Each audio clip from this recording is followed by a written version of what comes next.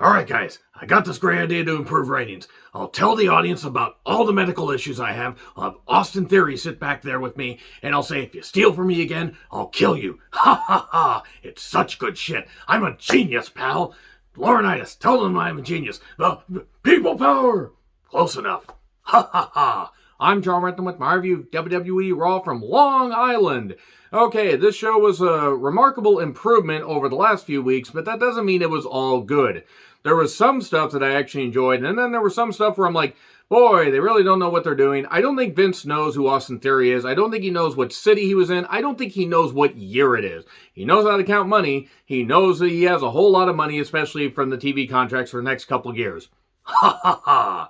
So yes, let me know your thoughts on this show in the comments, please. So it's Seth Elmo's Fire Jacket. Wow, boy, that was a really bad rendition of that. And he's mocking the fan that rushed the ring, and I really hope that fan has the most miserable holiday until he leaves this earth, because that piece of shit doesn't fucking deserve to walk around.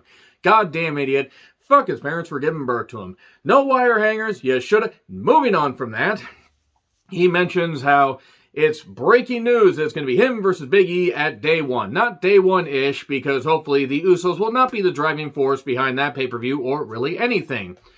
And it's gonna be him. It's like he's all happy. It's like ha ha ha ha ha. And he's not Crankor from MST3K's Prince of Space.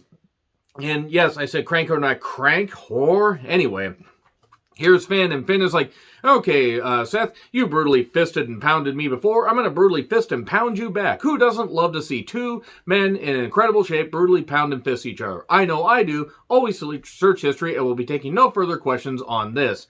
And, well, it's just amazing, you know, that these two, as many years as they have in wrestling, especially Finn. I mean, he's been in for 20 years, and Seth has been in for quite a while. And, of course, at one point, they decide to just brutalize each other. We get a spot into the steps or wherever where he decided to stare him down. And then Seth pulls the Dario Cuento, ring the bell! And they have a match where pretty much the pace is quick and Finn does a dive and we go to a break. And then we come back and we get some more action. And then, ow, my eye, I'm not supposed to get Seth's thumb in it, because he fingered Balor brutally right in the face and then hit the stump, pounding him from behind. What am I even on about? 1, 2, 3, and there you go.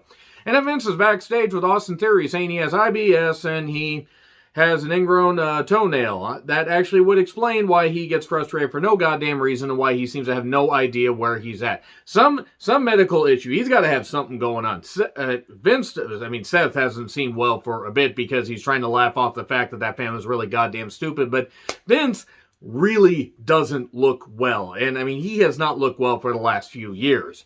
And it's really, really jarring. And he brings Austin Theory back there because, you know, we need to push Austin Theory, apparently, for some odd reason.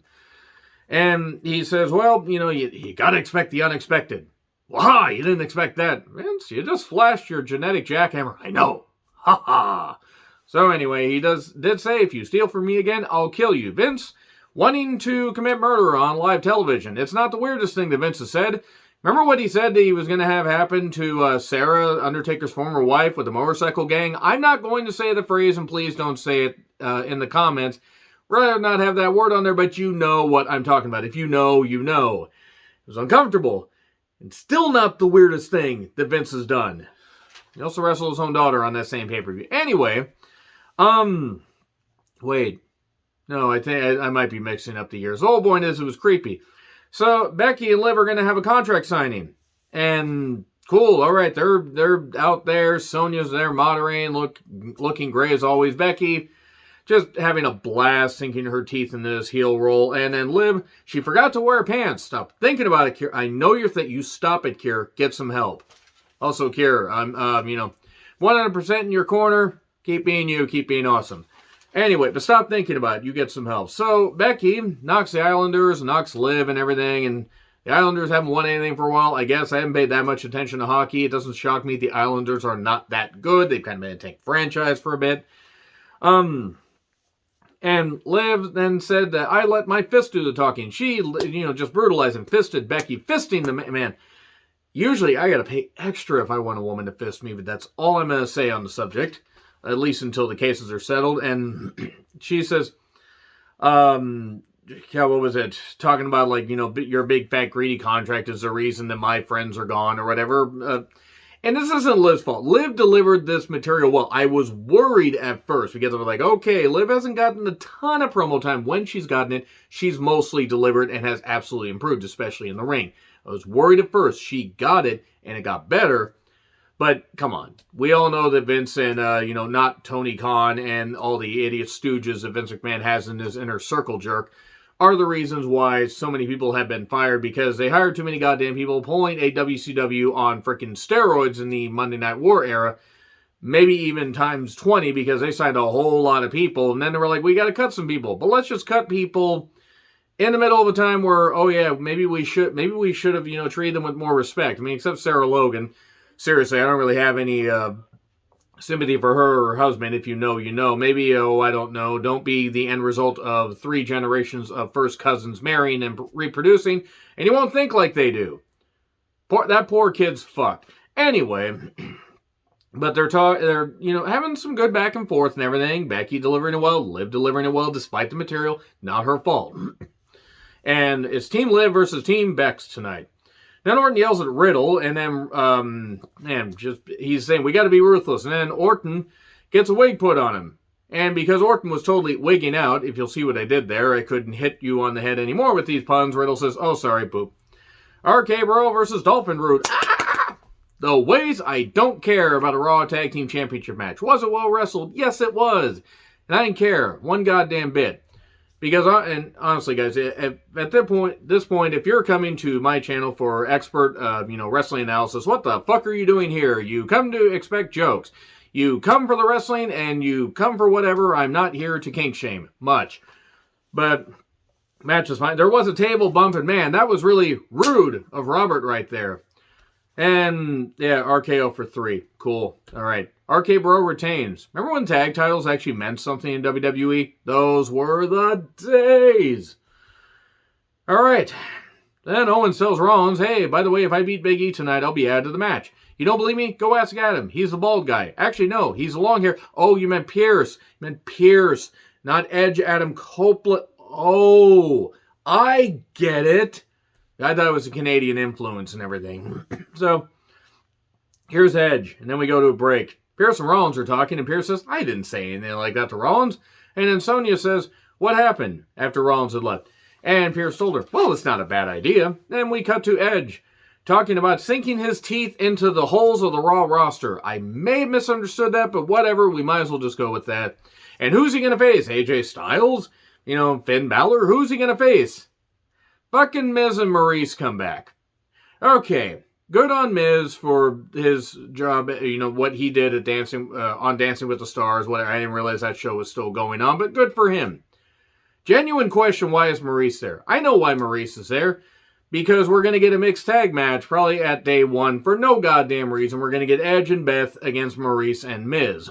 There is no reason for Maurice to be involved in, any kind of capacity on a wrestling show. She wasn't bad when she was Divas Champion. That was like 2010, 2011.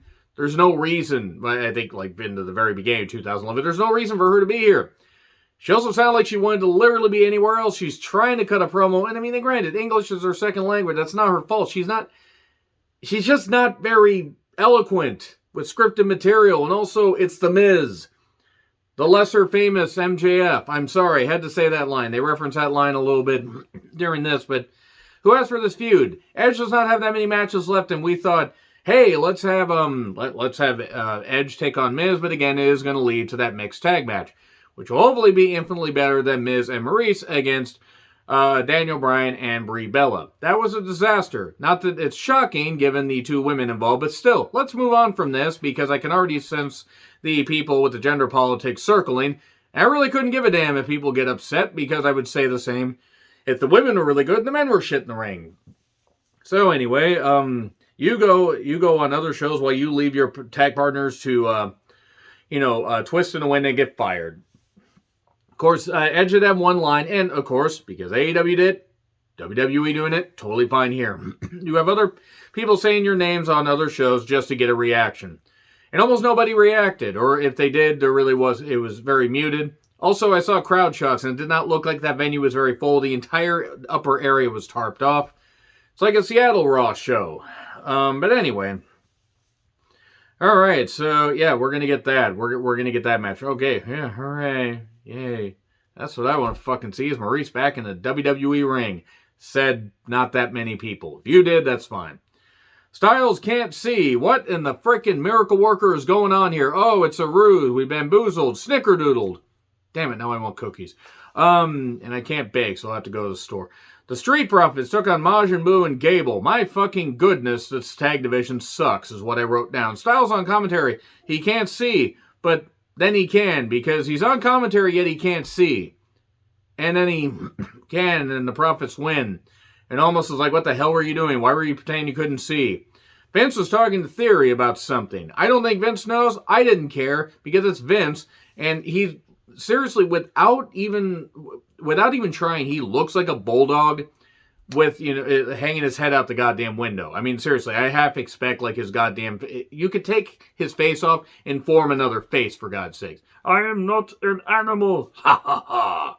So anyway, Damien shows up. Rox, you were totally fine. You were fine. You weren't. Rox is awesome, by the way. Thank you, by the way, for entertaining me at the Without a Cause show, and can't wait to go to the New Japan Strong tapings on January 15th. Yes, I'm going to that. That was a lot of money, but it's going to be worth it. My goodness. So, we go to KO telling Rollins, I was not lying. And Apollo with Commander Aziz Light takes on Damian Priest for the U.S. Championship. Okay, cool. Wasn't the Hotel Rwanda, Last King of Scotland, was that goddamn background. Ooh, this entrance has old man stink. Later, Aziz got kicked out because he kept interfering because he's a bumbling fool. They gotta just stop with the... It's. I'm not saying that the guy doesn't have potential, but the getup is stupid. And also, we don't have any Luke Perry around to, say Aziz Light and then mark that down. And no Mondashiwan to, hand a key to some, okay, enough Fifth Element references. So, yeah, Rectamine, a big Rectamine for 3, as I do that motion. Yeah, because Apollo made Priest angry by saying something to him. Priest doing the scary faces and everything. Doing that. And yeah, that's going to be something that somebody's going to try to gif.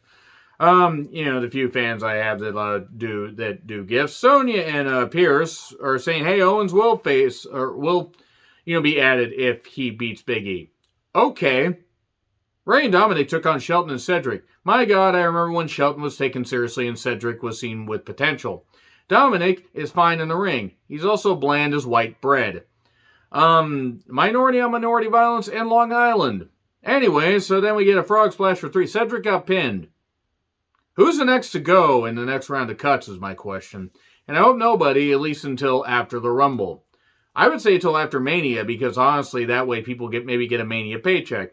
Liv was gently gripping and scissoring the ropes while her partners watched. Again, Kier, you stop thinking about it. Team Liv, which was Liv, Rhea Ripley, Nikki Ash, Bianca, Dana Brooke, who's still the 24/7 championship, further proving that there is something wrong with WWE champions in 2021. Seriously, you couldn't have made her a tag team champion, now you give her the Spearmint Championship. Versus Team Becky, which consisted, by the way, of Becky, Tamina, Zelina, Piper Niven, the referee's earpiece, some skin flakes on the ground, and also Carmella's mask and Carmella. And Carmella probably was a bit too high up on that goddamn ranking here. Who thought that Carmella should be a professional wrestler? Genuine question. She's not the worst I've seen. She's just not good. Corey was insufferable on commentary, probably because he's going to leave her for somebody younger and hotter, and maybe she'll end up popping out a kid before that or whatever, so he can leave kids behind with 2 women. Good guy there. Maybe he can train to have a comeback and he can earn a little bit more money. Because everybody's been clamoring to see Corey Graves, of all people, come back to the ring. So, yeah, this was an atrocity. And it's not even because of, regardless of how I feel about Carmella in the ring or whatever, this was botch-filled. This was given a lot of time, and it shouldn't have been. I'm not saying it should have been given 90 seconds like some multi-woman matches. This was a mess. A fucking nightmare. And I'm not talking about Rhea giving other women nightmares, which is an interesting thought.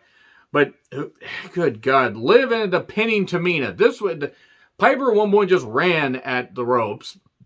and fell through. Everybody was just doing everything and botching horribly. And a lot of these women are talented. And the timing was just off. It wasn't Ultimate Warrior Hulk Hogan 2 Electric Boogaloo at Halloween Havoc 98. It wasn't any Goldberg match that did not involve a really good worker to carry him, besides Lord Steven Regal, because even Regal is not a fucking magician, or that much of a magician. But this was a mess. A fucking mess. Liv, again, pins Tamina. So we prevent a Snuka from manhandling and, just destroying a few women, much like, somebody did in 1983. We get a melee afterwards where Rhea's having to sell for Carmella. Poor goddamn Rhea. We have Bianca and Piper Niven, and she picked her up at one point in an impressive spinebuster. So that's some good stuff right there. Because Bianca's stout, but it's like, yeah, sure, Piper went up for her, but still, that's an impressive visual.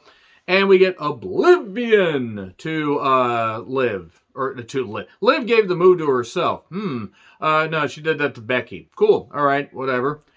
That was at least an interesting finish. We're also getting Liv versus Becky next week. And then Vince and Theory are talking again. We get Veer Vignette. He's coming eventually. Okay.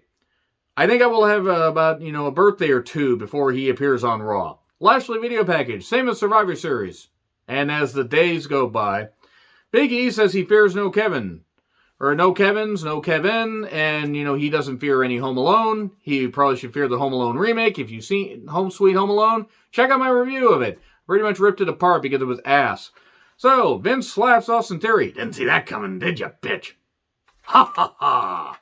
Big E took on Owens while Rollins was screaming on commentary in a Pepto-Bismol suit. And Owens kept trying to antagonize Seth by slapping him and then slapping him around, talking dirty, and that only made it worse. And while the match was good, it was going to lead to a DQ finish. And eventually he attacks Seth, and the referee can't do anything because Seth hadn't attacked Owens, and then he did. And that caused a DQ, so Owens is in the match.